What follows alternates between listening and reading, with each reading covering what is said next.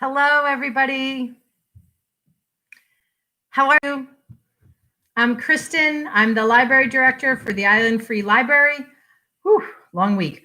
Island Free Library on Block Island. Welcome to our adult short story program, Frankenstein Tea. A chance for us to come together and safely during this time of COVID, during this pandemic that continues to plague our country and the world. Our island and the world, perhaps I should say. It is a short story program for adult listeners. I read adult themed, adult language included stories. I read a variety of stories. Although today I'm reading one of my favorites. You have heard me read him before. I'm going to read a Ron Rash story. And I'm going to get right to it because I'm a little late today, and it's Saturday, November 21st. We have closed up the library. We have had another successful week at the library, and it is now closed for Sunday and Monday. But I have a couple more chores at my desk, and it's Saturday afternoon, and I want to get out of here. It's a gorgeous day, huh? Wow, what a gorgeous day on Block Island. We did a great project this morning on Block Island. We planted tulip bulbs.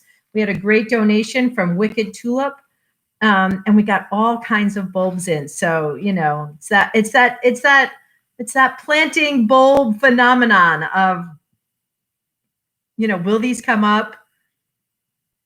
You know, this spring will be such a glorious time to see bulbs and the arrival of spring, you know, through this winter that's ahead of us.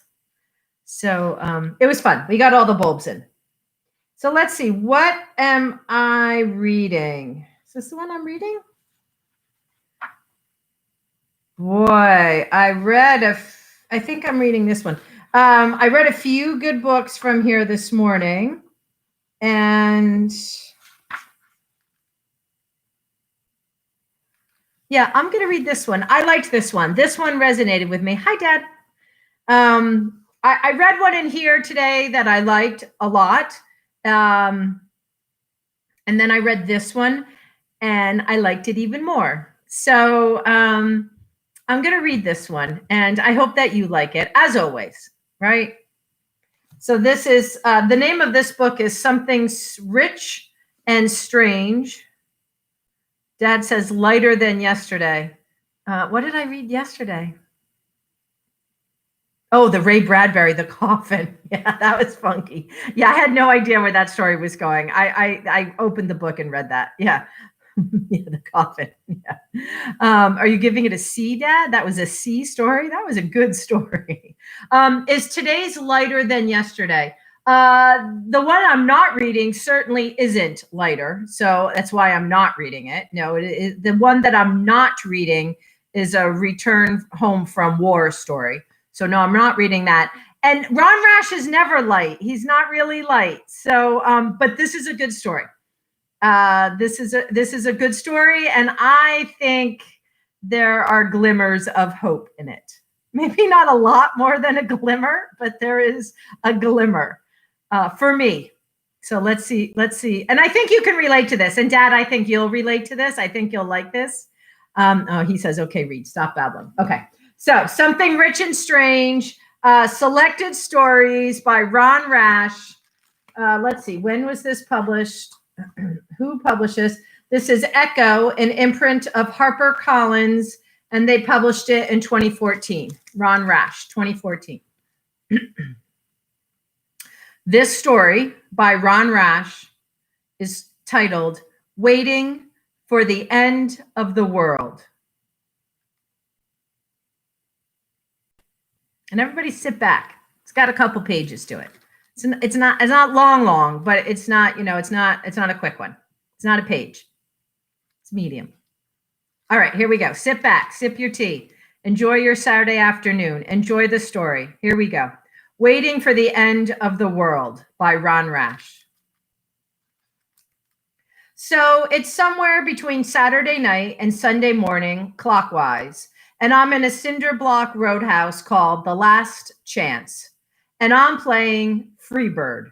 for the fifth time tonight, but I'm not thinking of Ronnie Van Zant, but an artist dredged up from my former life, Willie Yeats, and his line, "Surely some revelation is at hand."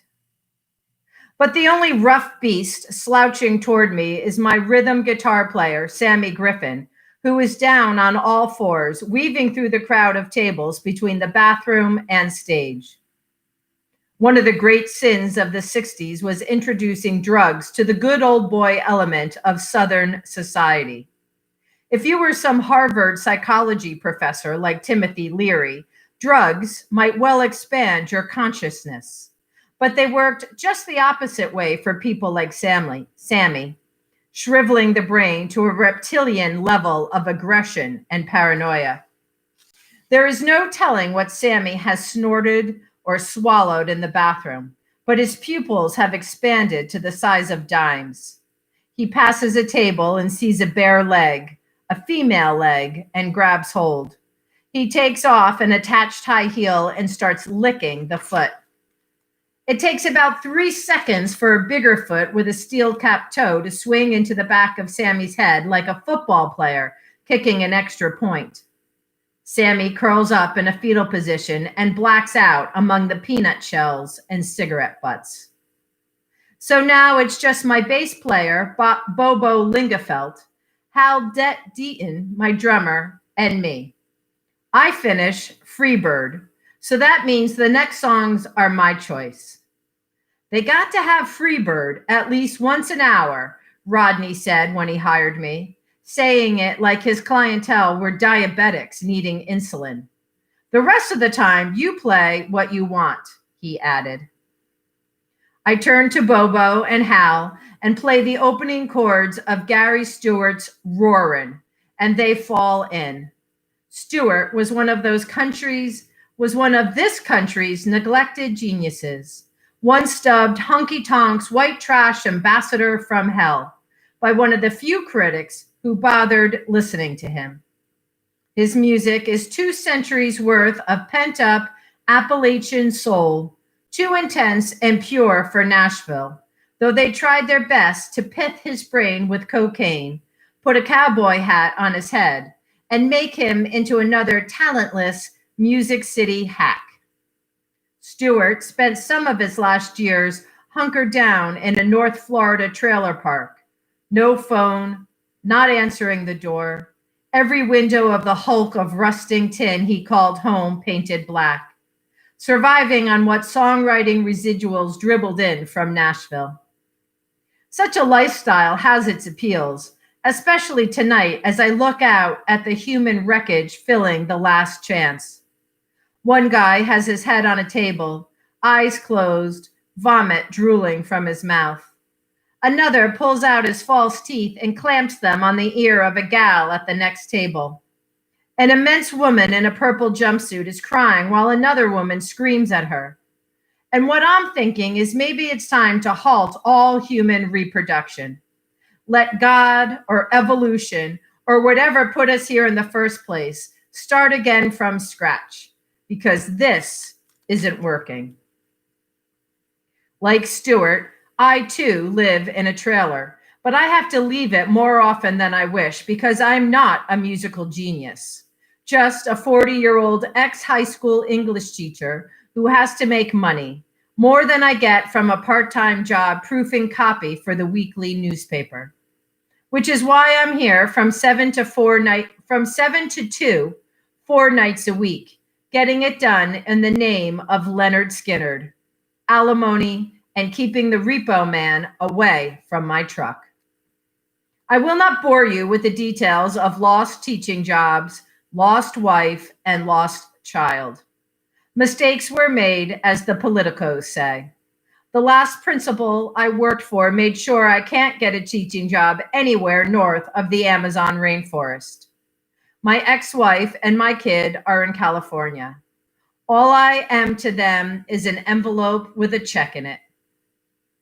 Beyond the tables of human wreckage, I see Hubert McLean sitting at the bar, beer in one hand and Louisville Slugger in the other. Hubert is our bouncer, 250 pounds of atavistic Celtic violence coiled and ready to happen. On the front of the ball cap covering his survivalist buzz cut, a leering skeleton waves a sickle in one hand and a black and white checkered victory flag in the other. The symbolism is unclear, except that anyone wearing such a cap, especially while gripping a 36-ounce ball bat, is not someone you want to displease. Sitting beside Hubert is his best friend, Joe Don Byers, formerly Yusuf Byers, before he had his first name legally changed. While it seems every white male between 14 and 25 is trying to look and act black, Joe Don is going the opposite way. A 23-year-old black man trying to be a skull-dipping, country music-listening good old boy. But like the white kids with their ball caps turned sideways and pants halfway down their asses, Joe Don can't quite pull it off. The hubcap-sized belt buckle and snakeskin boots pass muster, but he wears his Stetson low over his right eye, the brim's rakish tilt making him look more like a cross-dressing pimp than a cowboy. His truck is another giveaway, a Toyota two-wheel drive with 4 mud grips and a Dale Earnhardt sticker on the back windshield, unaware that any true Earnhardt fan would rather ride a lawnmower than drive anything other than a Chevy. On the opposite side of the bar, Rodney is taking whatever people hand him, crumpled bills, handfuls of nickels and dimes, payroll checks, wedding rings, wristwatches. One time, a guy offered a gold filling he dug out of his mouth with a pocket knife. Rodney didn't even blink. Watching him operate, it's easy to believe Rodney's simply an updated version of Flem Snooks, the kind of guy whose first successful business venture is showing photos of his naked sister to his junior high peers. But that's not the case at all. Rodney graduated from the University of South Carolina with a degree in social work. He wanted to make the world better, but according to Rodney, the world wasn't interested. His career as a social worker ended the same week it began. Rodney had borrowed a church bus to take some of Columbia's disadvantaged youth to a Braves game. Halfway to Atlanta, the teenagers mutinied. They beat Rodney with a tire iron, took his money and clothes, and left him naked and bleeding in a ditch. A week later, the same day Rodney got out of the hospital, the bus was found half submerged in the Okefenokee swamp. It took another month to round up the youths, several of whom had procured entry-level positions in a Miami drug cartel. Rodney says running the last chance is a philosophical statement. Above the cash register, he's plastered one of those Darwinian bumper stickers with the fish outline and 4 evolving legs. Rodney's drawn a speech bubble in front of the fish's mouth. Exterminate the brutes, the fish says. Advice Rodney seems to have taken to heart. There's only one mixed drink in the last chance, what Rodney calls the Terminator. It's 6 ounces of Jack Daniels and 6 ounces of Surrey County moonshine and 6 ounces of Sam's Choice tomato juice. Some customers claim a dash of lighter fluid is added for good measure. No one, not even Hubert, has ever drunk more than 3 of these and remained standing. It usually takes only 2 to put the drinkers onto the floor, tomato juice dribbling down their chins like they've been shot in the mouth. When we finish roaring, only 3 or 4 people clap. A lot of the crowd doesn't know the song or, for that matter, who Gary Stewart was.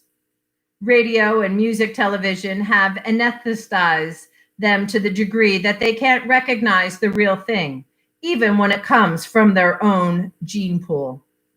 And speaking of gene pools, I suddenly see Everett Evans, the man who, to my immense regret, is 25% of the genetic makeup of my son.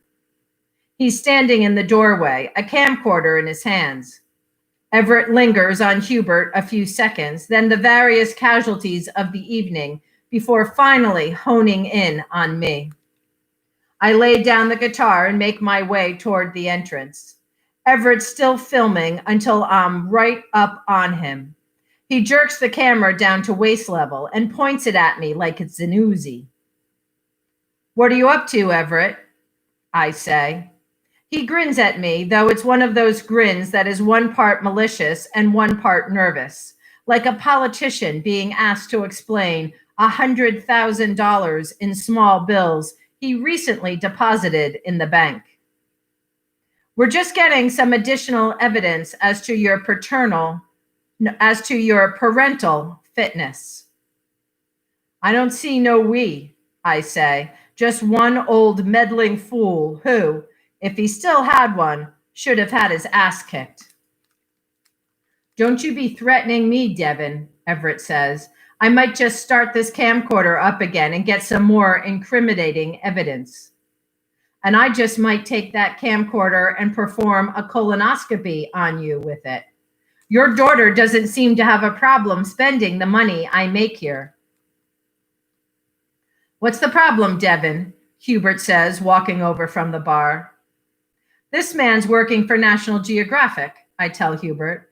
"They're doing a show on primitive societies, claiming people like us are the missing link between apes and humans." "That's a lie," Everett says, his eyes on Hubert's ball bat. "And that's only part of what this footage is for," I say. "This asshole's selling what the Geographic doesn't want to the moral majority.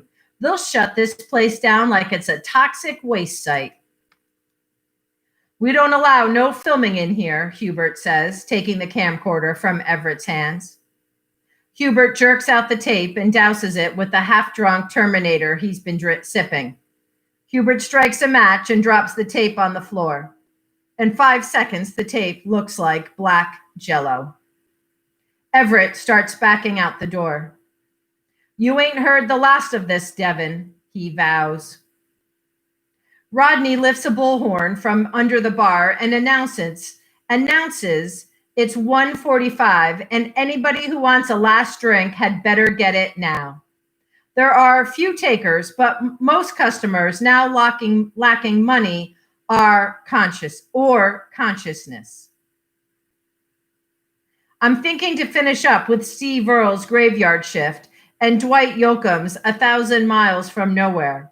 But the drunk, who's been using a pool of vomit for a pillow the last hour, lifts his head. He fumbles a lighter out of his pocket and flicks it on. "Free bird," he grunts and lays his head back in the vomit. And I'm thinking, why not? Ronnie Van Zant didn't have the talent of Gary Stewart or Steve Earle or Dwight Yoakam, but he did what he could with what he had. Skinner never pruned their Southern musical roots to give them national appeal. And that gave their music, whatever else its failings, an honesty and an edge. So I take out the slide from my jean pocket and start that long wailing solo for probably the millionth time in my life. I'm on automatic pilot, letting my fingers take care of business while my mind roams elsewhere. Heads rise from tables and stare my way. Conversations stop. Couples arguing or groping each other pause as well. And this is the way it always is, as though Van Zant somehow found a conduit into the collective unconscious of his race. Whatever it is, they become serious and reflective. Maybe it's just the music's slow, surging build. Or maybe something more, a yearning for the kind of freedom Van Zant's lyrics deal with, a recognition of the human need to lay their burdens down, and maybe, for a few moments, being connected to the music and lyrics enough to actually feel unshackled, free, and in flight.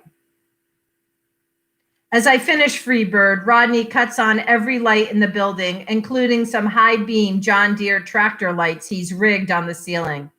It's like the last scene in a vampire movie. People start wailing and whimpering. They cover their eyes, crawl under tables, and ultimately, and this is the goal, scurry toward the door and out into the dark, dragging the passed out and knocked out with them. I'm off the clock now, but I don't take off my guitar and unplug the amp. Instead, I play the opening chords to Elvis Costello's Waiting for the End of the World. Costello has tried to be the second coming of Perry Como of late, but his first two albums were pure rage and heartbreak. Those first nights after my wife and child left, I listened to Costello and it helped. Not much, but at least a little. Hal is draped over his drum set, passed out, and Bobo is headed out the door with the big woman in the purple jumpsuit. Sammy's still on the floor, so I'm flying solo. I can't remember all the lyrics, so except for the refrain, it's like I'm speaking in tongues. But it's 2 a.m. in Western Carolina, and not much of anything makes sense. All you can do is pick up your guitar and play, which is what I'm doing. I'm laying down some mean guitar licks, and though I'm not much of a singer, I'm giving all I got. And although the last chance is almost completely empty now, that's okay as well, because I'm merging the primal and existential, and I've cranked up the volume so loud, empty beer bottles are vibrating off tables, and the tractor beams are pulsing like strobe lights. And whatever rough beast is asleep out there in the dark is getting its wake-up call, and I'm ready and waiting for whatever it's got.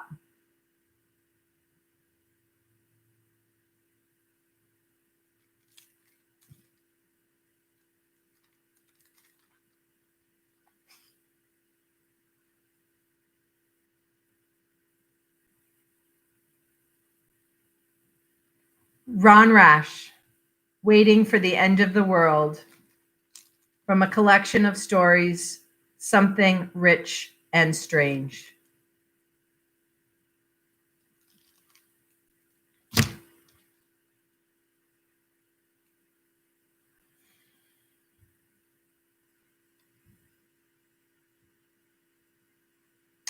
Thanks so much for coming.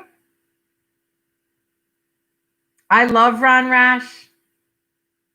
My father requested Lighter Than Yesterday. As I said, I think that has glimmers of hope. He's ready. So am I. Have a great afternoon. Stay well, stay strong, be vigilant. Stick it out. We got to stick it out, everybody. We're coming through to see those tulips we planted today. We're going to make it all the way to the tiptoeing in the tulips moment. I'm going to work some motto out of that. Get ready to tiptoe through the tulips because it's coming and it's not that far away and we're going to make it. All right. Masking up. Going home. No, I got to do a couple more things. I'm going to do payroll. A couple more things. Oh, I can't see. Okay, bye. Love you. Bye. Be well. Peace.